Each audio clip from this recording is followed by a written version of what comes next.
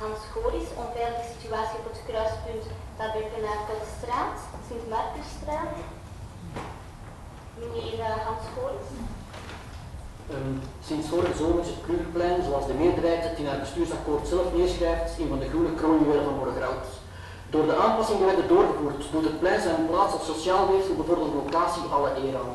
We hebben er dus alle belang bij om dit park de kans te geven zich verder te ontplooien. Dit houdt uiteraard in dat er soms aanpassingen nodig zijn die het vele werk dat er werd geleverd kunnen blijven renderen. Parken kunnen hun functie pas ten volle benutten als ze aantrekkelijk, transparant en veilig zijn voor een zo breed mogelijk publiek en dat ze uiteraard goed bereikbaar zijn voor fietsers en voetgangers. Een van de punten die momenteel met de zomer in het vooruitzicht onze aandacht vraagt is de verbinding van de Tabernakelstraat met de Sint-Marcusstraat. Al van bij de voltooiing van de werken wordt dit kruispunt aan de kant van het Krugerplein door auto's en vrachtwagens herschapen tot een permanente werf. Enerzijds is het de rijweg die normaal plaats biedt aan 1 voertuig, maar die via de roosters rondom de bomen uitgebreid is naar 2 voertuigen. Anderzijds is er de verbrede stoep die een veilige oversteek van parkbezoekers moet garanderen, maar die leidt tot 2 veredelde parkeerplaatsen. Ook de 2 bomen die de toegang tot het plein flankeren delen in de mesmalijze en krijgen amper de kans om in bloei te komen.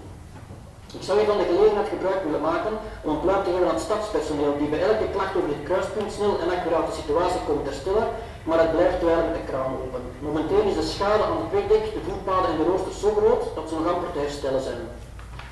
Aangezien het waarborgen van ieders veiligheid een primaire overheidsopdracht is, wil ik dan ook volgende vraag stellen. Zou het niet mogelijk zijn om aan het stadadvies te geven de toegang tot het plein of het park te beperken tot het kruispunt Krugerplein-Botelstraat?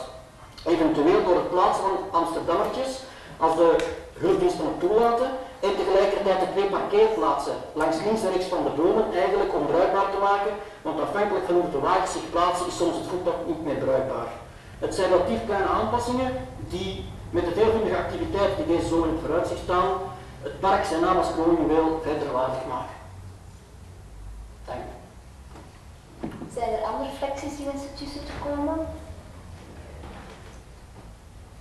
Ja, dan gaan we naar het college. Ja, dus vooral in te gaan op uw vragen, wil ik stellen dat we reeds de nodige maatregelen hebben getroffen om het aankondigingsbovenin Krugerplein augustus 2012 de elektriciteitskast weg te halen. Het aanwerken van het voetpad werd nogmaals aan de aannemer doorgegeven. De Tabernakelstraat had of heeft het aanzien van een werf door het feit dat er dus zoveel renovatiewerken aan privégebouwen bezig zijn. Dit is gelukkig maar tijdelijk, maar heeft zijn weerslag op het straatbeeld.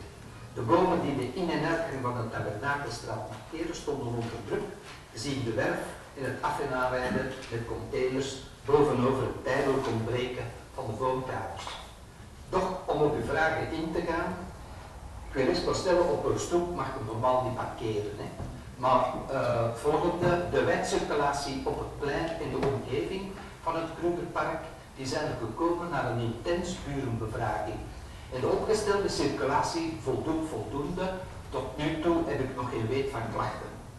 Maar er bestaan in die omgeving in feite nog grotere problemen, zoals bijvoorbeeld de verkeersafwikkeling op de Florastraat en zijn omgeving, die vereisen ook nog extra ingrepen.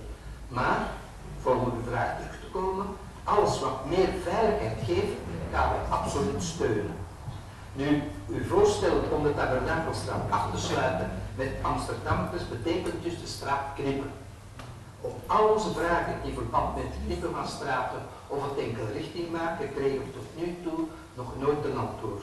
Ik zou dus voorstellen dat u uw vraag stelt aan de dienst mobiliteit van de stad of het kabinet van de schepen van mobiliteit, om er dan het nodige gevolg te kunnen aan geven.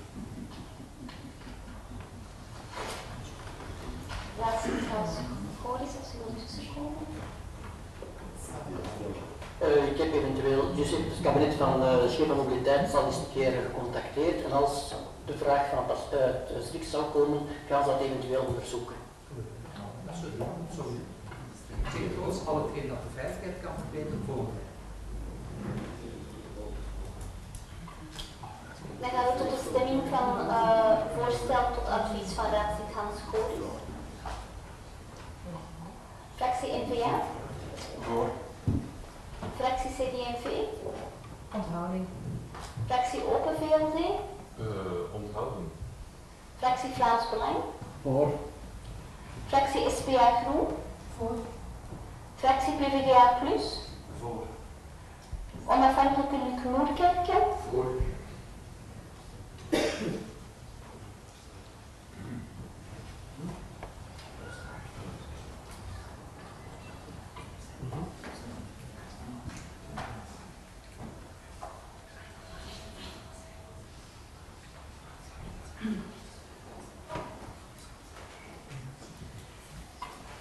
Goedgekeurd met 23 voor en 2 onthoudingen.